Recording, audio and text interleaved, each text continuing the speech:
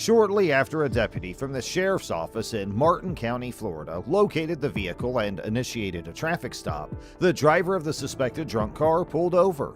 This incident occurred on July 11, 2023. Unfortunately, it drove up a parking lot curb and crashed into a boulder. Registration? Nothing? Get an ambulance? A distinct odor of intoxicants were coming from the vehicle's driver's license and registration when the deputy approached. While attempting to communicate with her, "You have no angelic registrations." Her behavior was out of the ordinary, and she seemed to be affected by something. Registration? You have any form of identification? Nothing? You speak? Go ahead and speak to me, okay?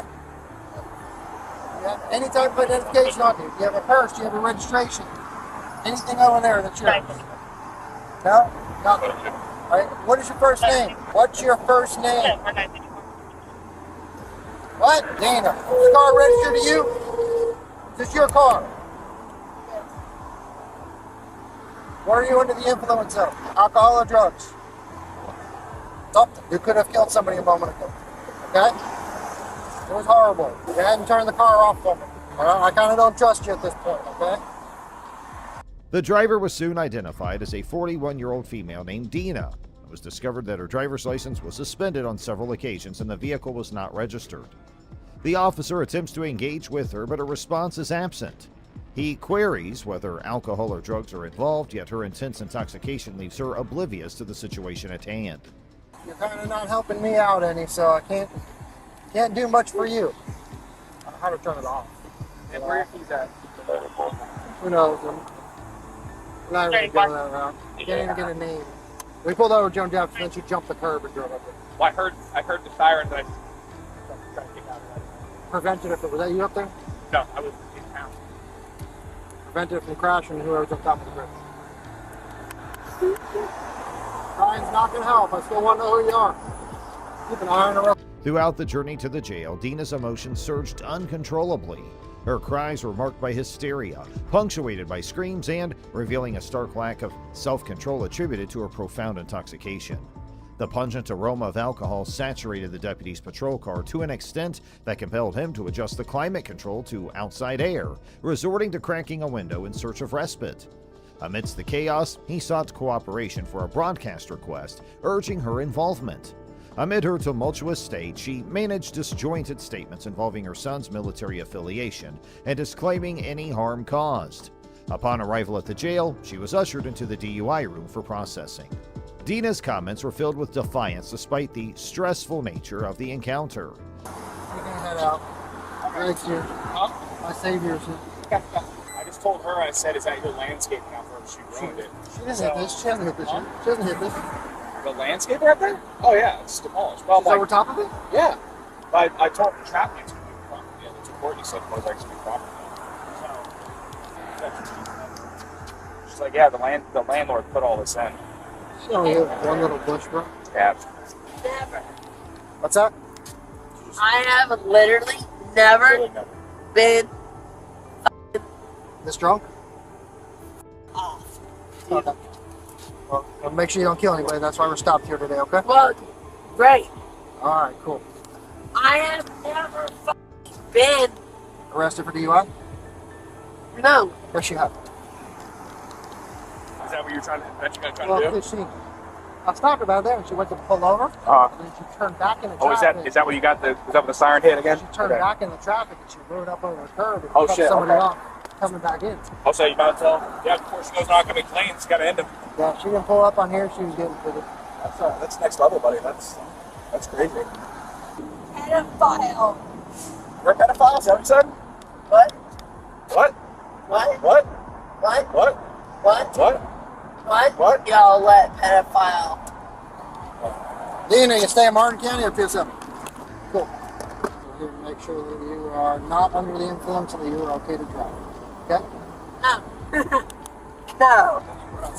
I get those 6 o'clock. You're under the influence. I am? Not today, but I'm a piece of shit. I didn't say that. Again, I'm just here to make sure you're not under the influence and you can drive. That's it. No. All right? We're just making sure you're okay to drive. That's it. Look, I got somebody check you out, okay? Here, look. I'll be here in a second. Here, look. Let me tell the truth. Okay. What? Shit. What? I Nah. Don't worry about that. Why do you think that?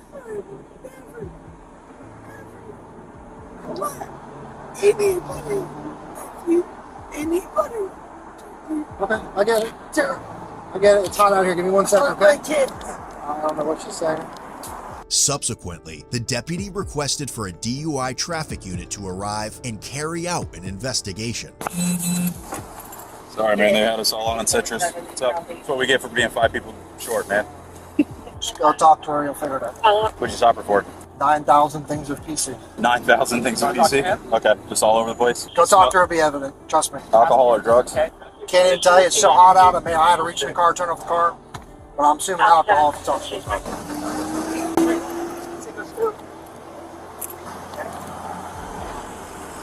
Hello. How you doing today?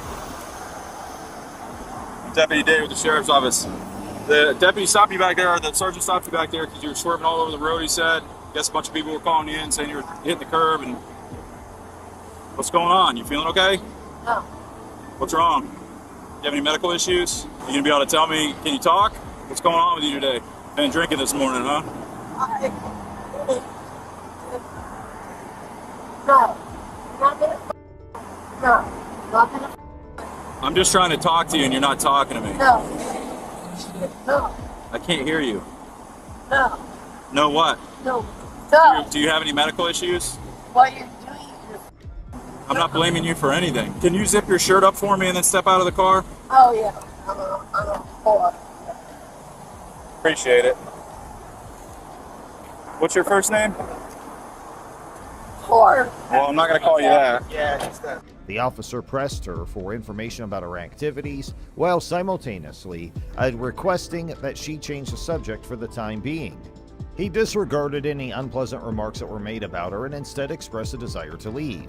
He made reference to a previous incident on the side of the road in which Dina had refused to participate in field sobriety tests. The officer approached her and asked if she could now speak with them. Dina refuted the officer's account, arguing that it was not accurate. Proof as to what happened. Okay, tell me your version of what happened. You guys tried to vault for you guys wanted to make me. Yeah, you're right. I can't. So when I came into contact with you, I was called there to do a DUI investigation because the person that pulled you over thought you might be intoxicated.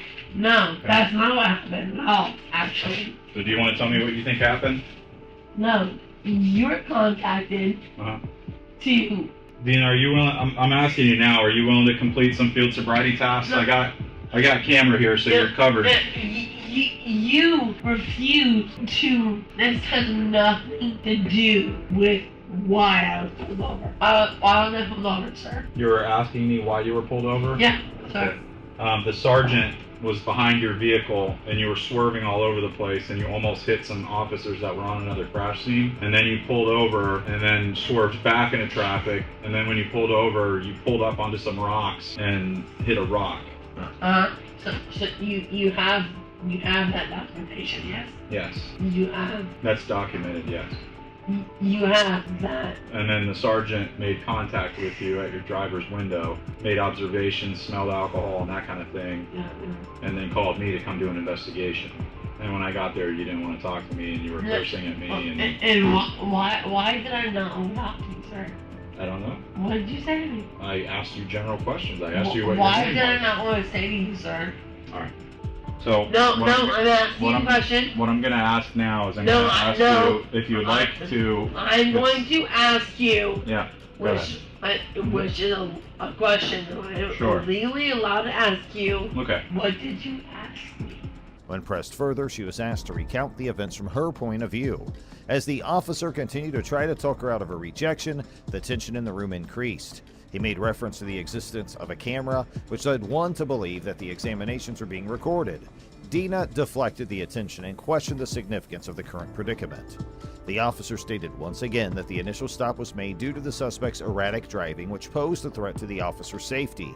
It's a yes or no. Are you willing to perform standardized field sobriety tests? Yes or no? Is that a no? Okay, so I'll note that as a no. I'm now offering you an approved test of your breath for the purpose of determining the alcohol content. Are you willing to take the test? Okay, so Are you willing to take the breath test? are you willing to acknowledge the sobriety test from my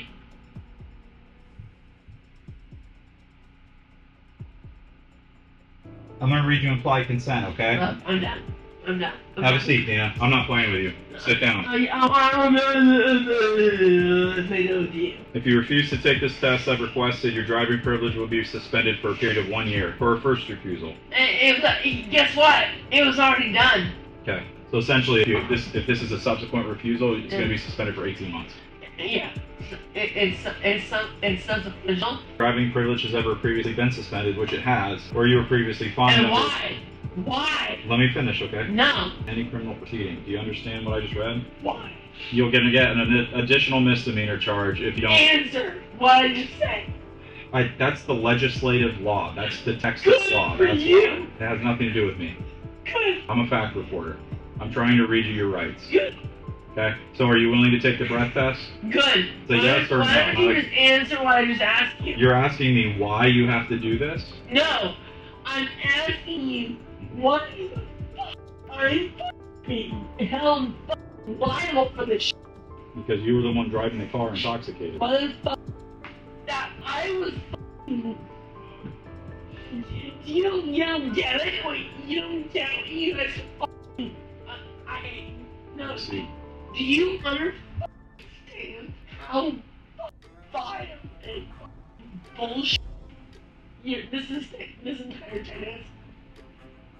Do you get it? No. Really? You don't get it? So do you want to provide a breath sample? With your rights of mind, I read you implied consent. You want to provide a breath sample? My mother. Mm-hmm. My mother. Yep. My mother. Mm-hmm. You hear me? You listen? I'm listening to what you're saying. Your You mother. listen? Uh-huh. Shit. We're in courts of fucking. Okay. I don't care. Good. Guess what? Yeah, I don't care She if your was mom in wants the to. court for Okay. fucking. Guess what? That's good for her. Good for you. Yeah. Yeah. She really got. That's not what I'm here for, though. Yeah. No, you're not. No. Yes. No. Of course No. not. Story time is over now. Yeah. Story does. So what I need to know is if you're willing to take the breath test. He made a reference to the exchange between the sergeant and the officer who detected the odor of alcohol. Dina rebutted his statement by questioning her lack of communication and daring her to reuse curse words. The officer questioned his strategy and rehashed the request that Dina get out of the car. After he asked for clarity, she was forced to think back to the time it happened. As he repeated the inquiry concerning field sobriety testing, looking for a definitive yes or no response, his level of frustration increased. The officer's voice remained calm as he said, "Are you willing to provide a breath sample while keeping your rights in mind?" He brought her attention to the law about implied consent. Dina's comments continued to be jumbled, and she occasionally brought up her mother as if to object. The officer reassured her that he was listening despite the fact that she was in an emotional state. In spite of her protestations, he admitted that he could see things from her point of view. He concentrated on the issue at hand and solicited her participation in order to conduct a breath test. He made a veiled reference to her attempt to distract him by announcing that story time has ended. Dina's resistance remained, and a resounding no echoed her reluctance. The officer took note of the refusal and explained her stance on the concept of implied consent. He questioned her once more, this time inquiring as to whether or not she was continuing to refuse the test. He communicated the possibility of involving other people if that turned out to be required, and emphasized the potential unpleasantness that doing so may cause. Dina found herself facing a series of misdemeanor charges, each compounding her legal predicament. These charges encompassed driving under the influence for the second time, accompanied by the refusal to submit to testing, an act that further escalated her situation. The list of offenses extended to include her failure to register her motor vehicle, an oversight that contributed to her legal troubles. A significant factor exacerbating her circumstances was the fact that she was driving with a suspended license, marking this as a second offense. However, the gravity of her situation was underscored by the additional layer of complexity. Dina was already under the weight of a $200,000 bond related to theft and fraud charges. This ongoing legal entanglement loomed large as she faced these new charges. As the legal proceedings unfolded, her financial obligations escalated, and the cash or surety bond for this incident being set at an imposing sum of $150,000. This confluence of charges and bonds painted a challenging road ahead for Dina as she navigated her legal battles. We kick things off in Texas, where members of the Lufkin PD are handcuffing 33-year-old Tasha Faye Sponsler. After being put in the police cruiser, the handcuffed Sponsler manages to undo her seatbelt. And then, despite officers being near the vehicle, she pulls off a Vegas-level magic trick by, ta-da, wiggling her one hand out of her handcuffs. Sponsler remains calm, looks around, and makes sure the officers are adequately distracted before following up her previous trick with an even crazier encore.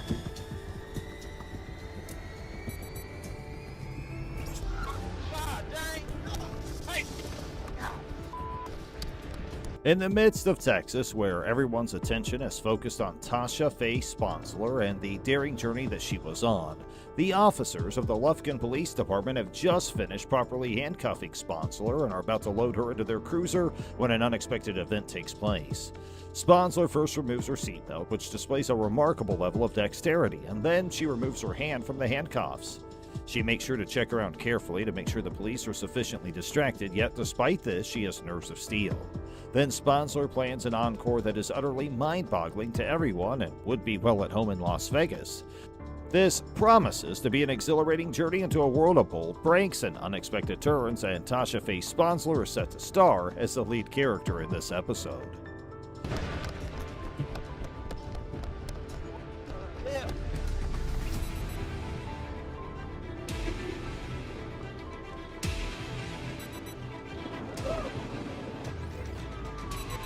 As the stolen cruiser shoots back onto the main road, it narrowly misses a row of spike strips.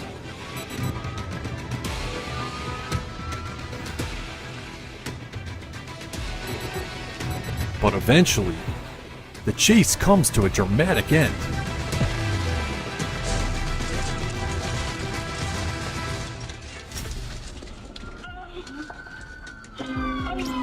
After rejecting a plea deal that would have given her 16 years in prison, Sponsler got the jury trial she wanted. Unfortunately for her, after being found guilty, she was sentenced to a staggering 45 years in prison.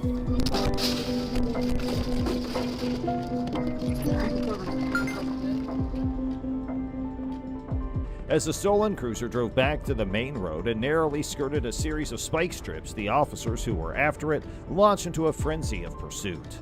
The amount of stress that was being endured became increasingly severe with each passing second. The desperate circumstances that the fugitive was in caused her to make a choice that would have severe repercussions. Sponsler was offered a plea bargain that would have reduced the maximum term she faced to 16 years, but she chose to take her chances in a jury trial instead. Her run of good luck had finally come to an end. The judge came to the conclusion that she was responsible for the crime and then stunned everyone in the courtroom by imposing a sentence of 45 years in jail on her. After the spectacular chase was over, Sponsler was left with the sobering awareness that she still had a long and challenging road ahead. It's 1:15 p.m. at the Ready Mart in Spruce Grove, Edmonton.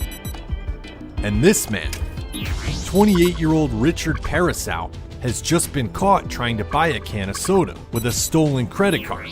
Police have been called in to arrest the man, but he's not going quietly. After throwing his girlfriend, Brittany Burke, more on her in a minute, onto the officer and tangling with the store's owner, creating an impromptu game of Twister, he breaks free.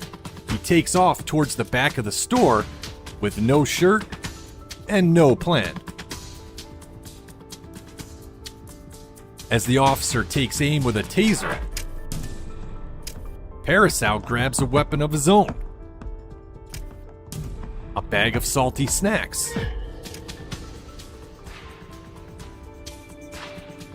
Realizing he's outgunned, he drops to the ground. The officer shows restraint as Brittany Burke approaches near the Pringles. After telling her to stay back, the officer calls for backup, and that's when Paracel makes at least his fourth terrible decision of the day and is pumped full of 50,000 volts. Meanwhile, with the entrance blocked by the owner, Brittany, the real star of this video, makes her move to the back of the store. Instead of trying the back door, she takes another, more daring route. After blowing absolutely any chance of anonymity right here, she crawls past the dusty Christmas decorations and heads for the ductwork and potential freedom. A seemingly good plan until it isn't.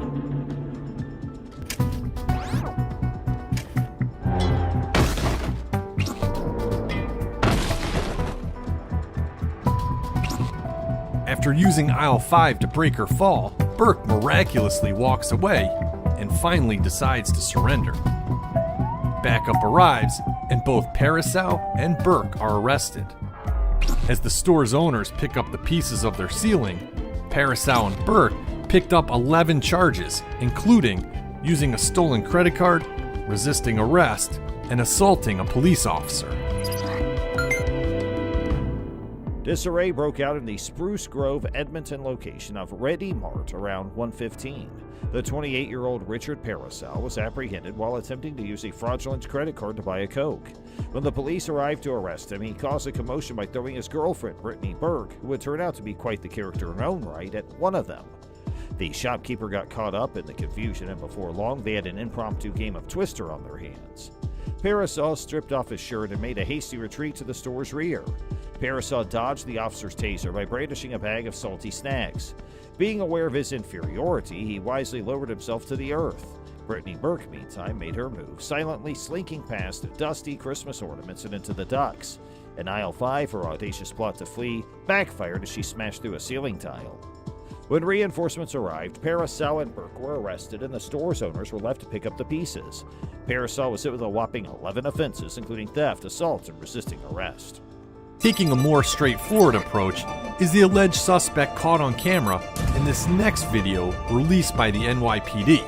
As she approaches the cashier at this Burger King in the Grand Concourse section of the Bronx, there seems to be nothing out of the ordinary about this customer until she dives across the counter and takes a stab at the open cash register, swiping $250. Going above and beyond the call of duty, additional staff step in.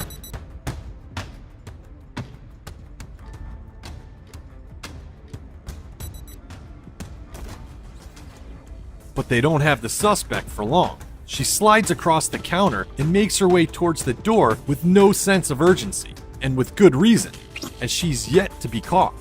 But for the staff of this Burger King, they get a moral victory for making sure the suspect walked out both hungry and empty-handed.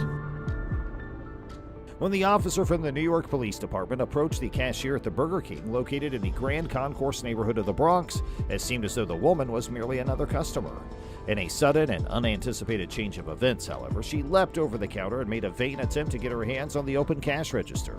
She accomplished an extraordinary feat for a would-be thief by stealing $250 in a single fast action, going above and beyond the call of duty for a thief. The situation was swiftly brought under control by additional members of the crew, but their efforts to capture the culprit were unsuccessful. She slid back over the counter with astonishing dexterity and then casually sauntered towards the exit, making no indication that she was in any rush. It was probably a little success for the personnel at Burger King when they made sure the suspect left the restaurant hungry and without any of his belongings. Finally, we're in Lamar, Arkansas, where police are in pursuit of a truck and trailer reportedly stolen by the owner just 10 minutes earlier.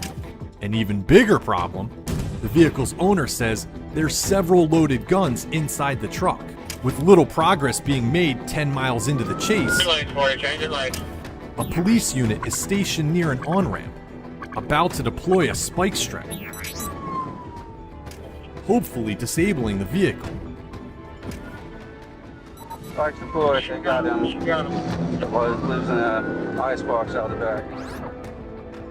The spike strips are successful. sending a mini freezer flying, but the truck keeps going. There's debris on the highway. Debris on. 10-4, copy, spikes.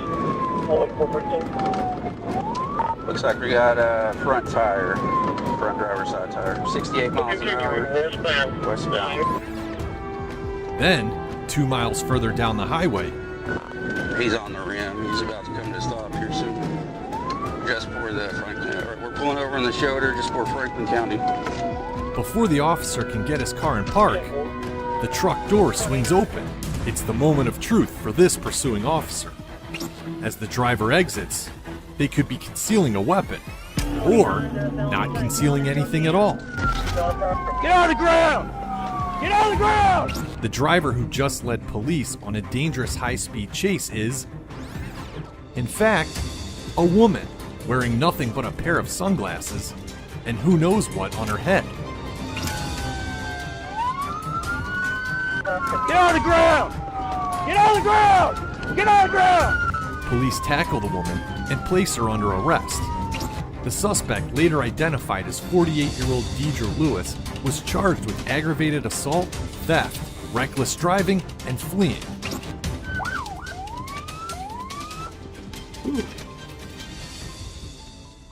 They had followed the track of the stolen truck and the trailer all the way to Lamar, Arkansas.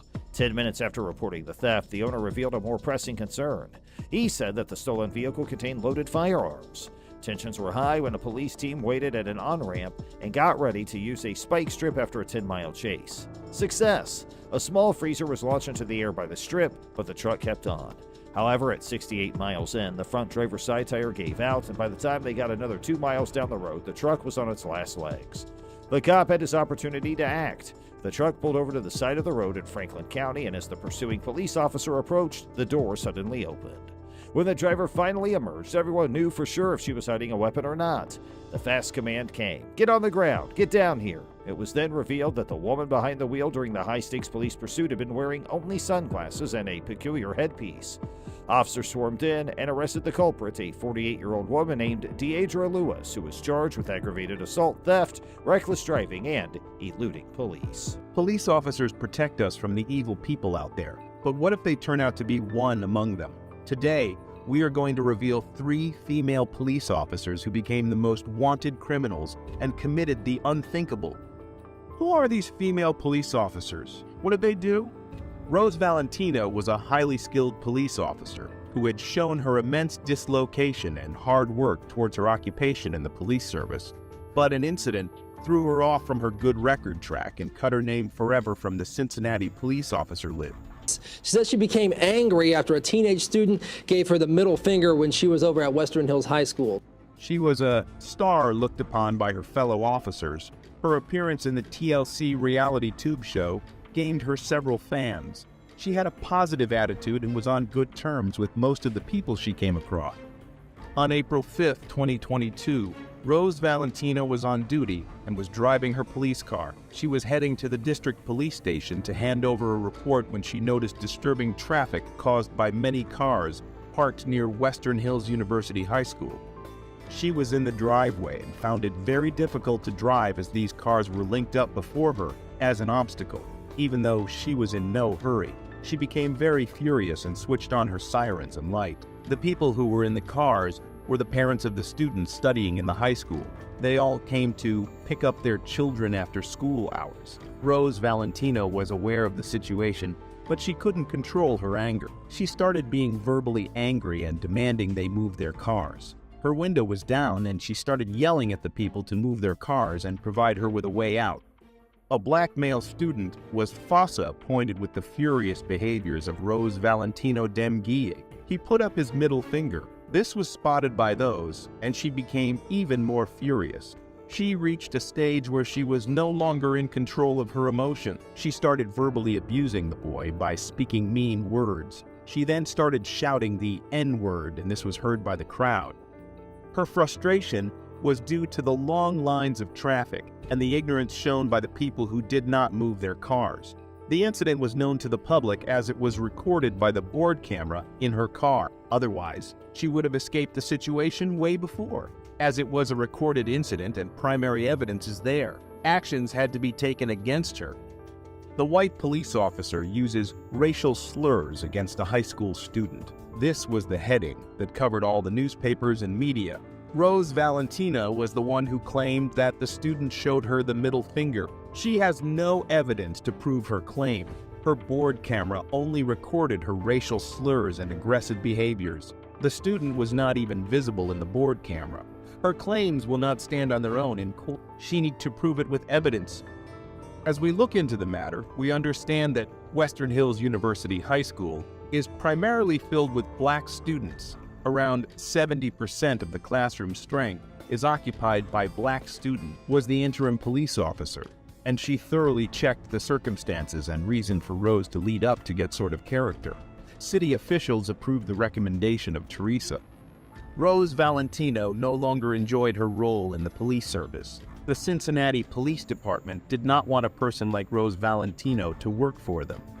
The next story is about Megan Hall, a patrol officer of Laverne. Her story would shock you forever. 4 officers got suspended along with Megan Hall for engaging in sexual acts during service. Juan Lugo Piers, Lewis Powell, Seneca Shields, and Henry T. McGowan were the 4 police officers who got the suspension. What did they do? What were the offenses they committed? Patrick Magliocco, Larry Holliday, and Gavin Schuberl were faced with immediate suspension. Jason Cole, Laverne's mayor, received information that Megan was having several affairs in her department. An investigation was conducted to find out the truth. Magliocco was the first to admit to having sex with her, and she even kissed his wife after discovering that he had an open marriage. Since the spring of 2022, Magliocco and his wife was engaging in sexual acts with Hall. They were even caught by her husband, but were not accused of anything severe. Powell was married when he had oral sex with Megan while on duty.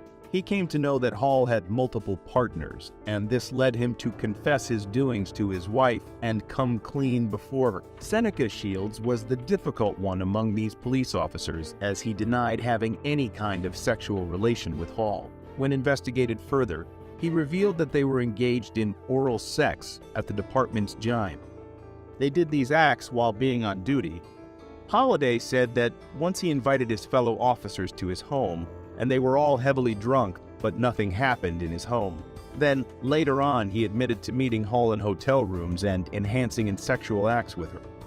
McGowan had visited Hall's place along with his female friends, and they exposed their genitals before Hall. The Memorial Day hot tub party was the incident that led to the revelation of this major scandal. Officer Stats posted the video where they were all having fun. Magliocco forced Hall to drink vodka, and Hall was heavily intoxicated. She was unable to think in her right mind, and she took her top off at the party. Officer Durham was with Hall enjoying the pool when she showed her breasts to everyone. Stats tried to cover her up and protect her from future embarrassment. As the investigation went deeper, Hall was asked about all these accusations. She denied every one of them and said that she did not have any kind of sexual relations with the men in her department. She said that she had a relationship with Holliday. Apart from that, she did not have any kind of malicious relationships. She revealed that she had sent revealing images to the officers. She admits that she had a sexual relationship with Powell and Perez. Lugo was in denial that he had any kind of relationship with Hall. At the end of the investigation, the scandal was sealed by firing Hall, Lugo, Powell, Shields, and McGowan.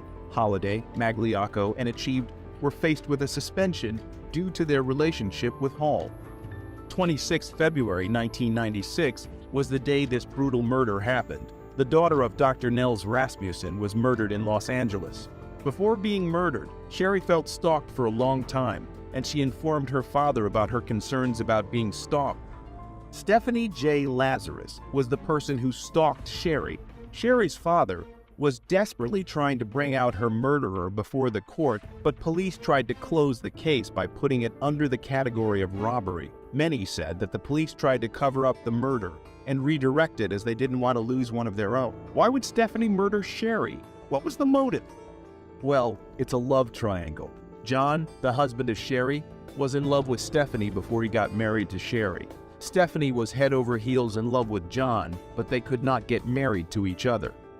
They were in ULA together and celebrated their love for each other with the batch of '92. But their on and off relationship did not survive much. John met Sherry shortly after he ended things with Stephanie. Sherry was working at the Glendale Adventist Medical Center and was a sweetheart. He soon fell for her and asked her hands for marriage. Stephanie thought he lost John forever, but John decided to hook up with her for one last time. They had a secret relationship and no one knew about it. John later on ended things as soon as he got officially married in 1996. But Stephanie became emotionally locked in. Stephanie took her gun and shot Sherry to death in her house. John and left the place. The police officers couldn't find the murderer, but later on, they found out after 23 years through DNA tests. Do you think Stephanie killed Sherry? Is jealousy strong enough to kill a human being? Let us know in the comments